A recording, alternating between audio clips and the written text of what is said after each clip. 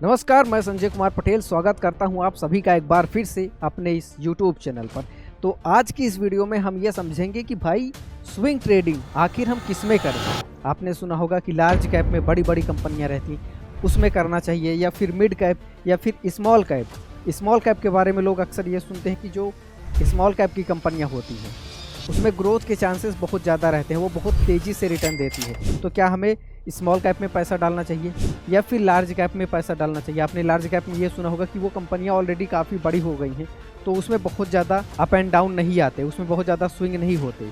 या फिर penny stock में करना चाहिए जो बहुत सस्ते सस्ते स्टॉक रहते हैं और आगे चल के मल्टी बैगर बन जाते हैं। तो आज के इस वीडियो में हम ये सारी कन्फ्यूजन आपकी ख़त्म करने वाले हैं और ये हम एकदम केवल हवाई बातें नहीं, प्रैक्टिकल तरीके से समझेंगे कि आखिर हमें अगर स्विंग ट्रेडिंग करना है और स्विंग ट्रेडिंग से पैसे बनाने हैं तो किस कैटेगरी में पैसे बनेंगे, और क्या एक ही कैटेगरी पे काम करना चाहिए या फिर 2-3 कैटेगरी में काम कर सकते हैं। ये सब कुछ हम समझेंगे इस वीडियो में। तो देखिए, यहाँ पे हमने एक टेबल बना लिया है। सबसे ऊपर है लार्ज कैप, फिर है मिड कैप, फिर है स्मॉल कैप, फिर है माइक्रो कैप और फिर पेनी स्टॉक आ जाता है। ठीक है, ऊपर आप देखेंगे तो ये तो मार्केट कैप हो गए। उसके बाद मार्केट कैप रेंज, मतलब कितने हज़ार करोड़ की कंपनी लार्ज कैप में आती है, कौन सी कंपनी मिड कैप में आती है। निफ्टी 50 में जो रैंकिंग है, ठीक है, जैसे आपको पता है निफ्टी 50, तो निफ्टी 50 में जितनी भी कंपनियां हैं, रिलायंस हो गया, टीसीएस हो गया, इन्फोसिस हो गया, एचडीएफसी हो गया, ये सारी कंपनियां लार्ज कैप में आती हैं। तो इसके अलावा किस रेंज तक कितनी कंपनियां आपका लार्ज कैप में आएगी वो भी हम देखेंगे। स्विंग ट्रेडिंग के लिए क्या सूटेबल है या फिर नहीं, और क्या चीज़ें आपको ध्यान में रखनी चाहिए अगर आप स्विंग ट्रेडिंग कर रहे हैं।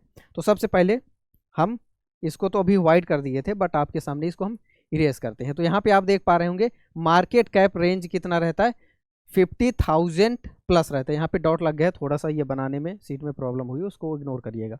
तो 50,000 प्लस, यानी कि ये जो 50,000 लिखा है ये इसकी वैल्यू करोड़ में है। 50,000 करोड़ के ऊपर की जितनी भी कंपनियां हैं वो सब लार्ज कैप में आती हैं। और निफ्टी में अगर आप रैंकिंग देखेंगे तो टॉप 1 से लेकर टॉप 100 तक की भारत की जितनी कंपनियां हैं, टॉप 1 से लेकर टॉप 100 तक जितनी कंपनियां हैं वो जनरली लार्ज कैप में आती हैं। स्विंग ट्रेडिंग के लिए सुइटेबल है। इसमें वोलेटिलिटी, मतलब स्टॉक जो होते हैं वो बहुत कम वोलेटाइल रहते हैं, कभी कभी हो जाते हैं, बट ज़्यादातर ये माना जाता है कि वोलेटाइल थोड़ा कम रहते हैं, यानी कि ऊपर नीचे बहुत तेज़ी से बहुत जल्दी जल्दी नहीं भागते, टाइम लेते हैं, मूव ये भी करते हैं, लेकिन बहुत जल्दी जल्दी फ्लक्चुएशन इसमें नहीं होता। ठीक है, लेकिन फिर भी अगर आप स्टार्टिंग कर रहे हैं स्विंग ट्रेडिंग में, आप बिगिनर हैं, ठीक है, आप अभी धीरे धीरे प्रॉफिट बनाना सीख रहे हैं, तो आपको लार्ज कैप के अलावा कहीं जाना ही नहीं है, आपको स्मॉल कैप छूना भी नहीं है। आपको सिर्फ और सिर्फ स्टार्टिंग में लार्ज कैप में जाना है, धीरे धीरे सीखना है, ताकि आपका पैसा ज़्यादा लॉस ना हो। शेयर मार्केट में अगर आपको पैसा कमाना है तो सबसे इम्पोर्टेंट चीज़ यही है कि आप जो पैसा लेकर आए हैं वो पैसा बचा के रखें, मार्केट में उसको सस्टेन करके रखें। अगर आपने 1 साल 2 साल तक अपना वो पैसा बचा लिया तो ये माना जाता है कि आप बढ़िया प्रॉफिट कमा लेंगे। ज़्यादातर लोग आते हैं पैसा लेके 1-2-3 महीने में पूरा पैसा बर्बाद कर देते हैं, लोन ले लेते हैं, कर्ज ले लेते हैं और फिर शेयर मार्केट को सट्टा स्कैम ये सब समझने लगते हैं। तो आपको यही करना है, स्टार्टिंग है, नए हैं तो लार्ज कैप में करिए। हम भी लार्ज कैप से ही शुरुआत किए थे, लार्ज कैप में फ़ायदा ही होता है, भले बहुत ज़्यादा प्रॉफिट ना हो लेकिन आपका पैसा सेफ रहता है और वही सबसे ज़्यादा ज़रूरी है। तो वोलेटाइल थोड़ा कम होते हैं लेकिन होते हैं, आपको प्रॉफिट ठीक ठाक मिल जाते हैं। ये स्टॉक स्टेबल होते हैं, ठीक है, लेकिन आप बहुत ज़्यादा अप डाउन सोचेंगे कि वैसा हो, वो थोड़ा कम रहता है। अब हम बात करते हैं मिड कैप की।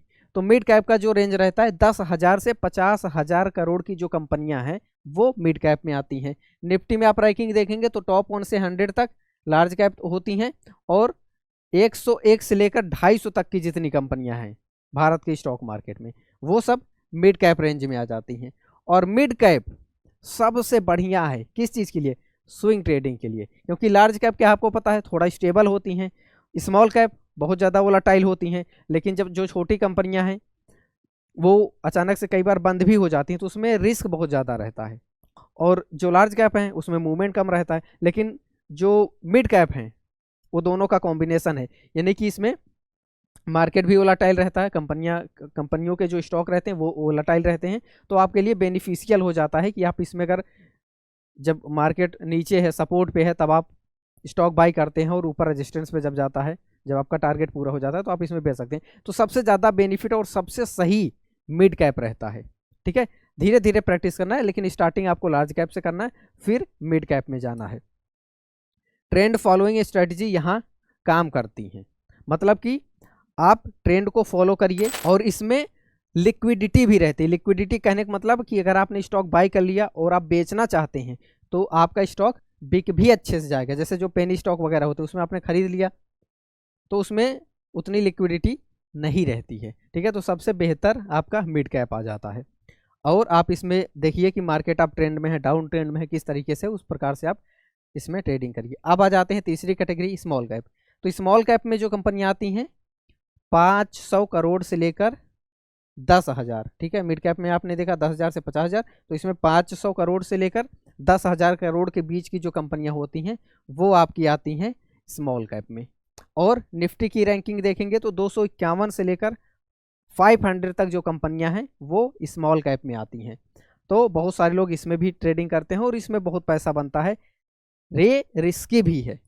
ठीक है, हाई ओलाटाइल, बहुत ओलाटाइल होती है, मार्केट में स्विंग बहुत ज़्यादा होते हैं। जब जल्दी जल्दी स्विंग होंगे तो आपको समझ में आ रहा होगा कि आप पैसा भी इसमें ज़्यादा बनाएंगे, लेकिन उसके साथ साथ हाई रिस्क रिवार्ड, रिस्क भी हाई रहता है, रिवार्ड भी हाई रहता है। और स्टॉप लॉस सबसे ज़्यादा ज़रूरी है। अगर आप स्टॉप लॉस नहीं रखेंगे, सोचेंगे थोड़ा सा टच के ही तो ऊपर आ जाएगा, थोड़ा सा टच के, थोड़ा सा टच के, इसी चक्कर में काफ़ी नीचे चला जाता है और हमारा काफ़ी पैसा डूब जाता है और फिर हम निकालना भी नहीं चाहते, सोचते हैं कि मार्केट ऊपर जाएगा तब निकालेंगे। तो स्टॉप लॉस आप ज़रूर मेंटेन करिए, ये सबसे बड़ी सीख है। स्टॉप लॉस सब लोग यही बोलते हैं कि आपको ये पता होना चाहिए कि स्टॉक मार्केट में आपको लॉस कितना करना है। ठीक है, तो इसका आप चीज़ें करिए। उसके बाद आ जाता है माइक्रो कैप और पेनी स्टॉक वगैरह जो होते हैं।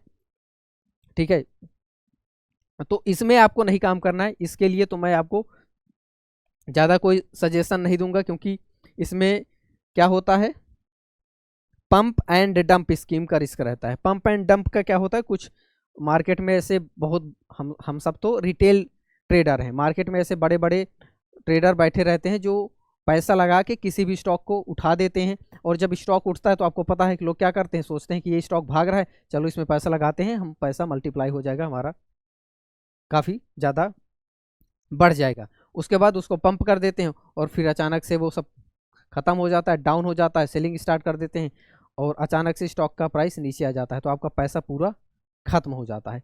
तो माइक्रो कैप और पेनी स्टॉक पे आपको बिल्कुल भी फोकस नहीं करना जब तक आपका मार्केट में काफ़ी एक्सपीरियंस ना हो जाए। अगर आपका एक्सपीरियंस है तो आपको नॉलेज होगी, आपको पता होगा कि कहाँ पे हम स्टॉक, कौन से स्टॉक लेना चाहिए, आप एनालिसिस कर पाएंगे, रिसर्च कर पाएंगे और तब आप स्टॉक लीजिए। तो अभी के लिए आपको क्या करना है, इसको भूल जाना है इन सबको। तो सबसे पहला स्टार्टिंग यहाँ से करना है और सबसे बढ़िया ये रहता है।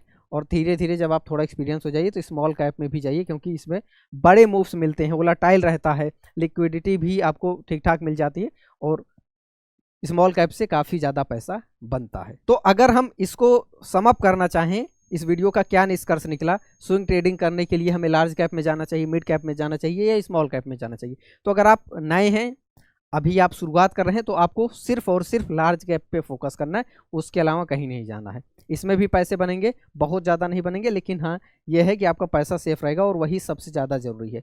फिर आप जब थोड़ा 2-3 महीना आप सीख लेते हैं, ट्रेड ले लेते हैं, फिर आप मूव करिए मिड कैप में, सीखते रहिए। मिड कैप सबसे बेहतर माना जाता है, बैलेंस्ड रहता है। ठीक है, और फिर जब आप थोड़ा और एक्सपीरियंस हो जाए तब आप जाइए स्मॉल कैप में, जब आप कॉन्फिडेंट हो कि हाँ हमने अभी तक पास्ट में जितने ट्रेड लिए हैं उसमें हमारी 70% 80% एक्यूरेसी रही है, उस हिसाब से फिर आप स्मॉल कैप में ढूंढिए।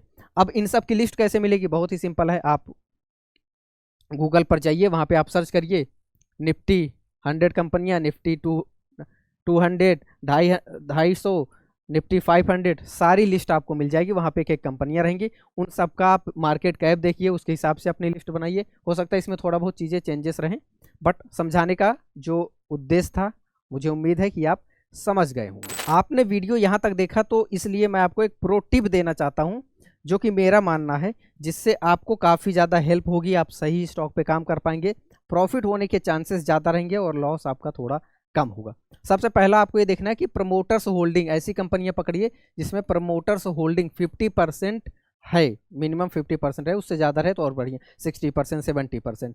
ये क्राइटेरिया आप जरूर चेक करिए, क्योंकि अगर प्रमोटर की होल्डिंग ही कम है मतलब उसको अपने ही बिजनेस पे कॉन्फिडेंस नहीं है।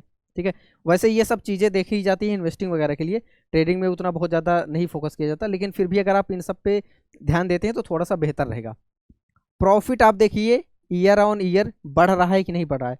रेवेन्यू तो आप देखते होंगे बढ़ता रहता है। ठीक है, नेट उनका जो पोर्टफोलियो रहता है वो भी बढ़ता रहता है, लेकिन सबसे जरूरी है प्रॉफिट। प्रॉफिट आप देखिए पिछले 3 साल का बढ़ता हुआ दिख रहा है कि नहीं, बढ़ता हुआ दिख रहा है मतलब अच्छी कंपनी है, आपको जरूर ट्रेड करना चाहिए। उसके बाद आप क्वार्टरली रिजल्ट भी आता रहता है। ठीक है, वो भी आप चेक करते रहिए कि हर क्वार्टरली में क्या इंप्रूवमेंट हो रहा है, कैसा घट रहा है, बढ़ रहा है, कैसा बढ़ रहा है तो बहुत बढ़िया है। उसके बाद लास्ट 1 ईयर और लास्ट 5 ईयर का आप चार्ट देखिए। अगर चार्ट आपको ऊपर की ओर भागता हुआ दिख रहा है तो ये कंपनियां एक प्रकार से ठीक हैं, क्योंकि पिछले 5 साल से 1 साल से बढ़िया काम कर रही हैं, तो आप इसमें जा सकते हैं। अगर आपको 1 साल वाला भी डाउन दिखे, 5 साल वाला भी काफ़ी डाउन दिखे, तो थोड़ा सा आपको सोचना पड़ेगा। लेकिन अगर ये क्राइटेरिया पे कोई स्टॉक आपका पूरा फुलफिल हो रहा है तो आप समझ लीजिए कि वो स्टॉक हमें ज़रूर लेना चाहिए। तो इस वीडियो में बस इतना ही। आपको ये वीडियो कैसा लगा कमेंट करके ज़रूर बताइएगा, और वीडियो अगर आपको पसंद आया हो तो क्या करना है, लाइक तो ज़रूर कर दीजिएगा, ताकि हमें भी मोटिवेशन मिले कि आपको इस तरह के वीडियोज पसंद आते हैं जो आपको स्विंग ट्रेडिंग जर्नी में हेल्पफुल होते हैं। तो मिलते हैं अगले वीडियो में, तब तक के लिए नमस्कार।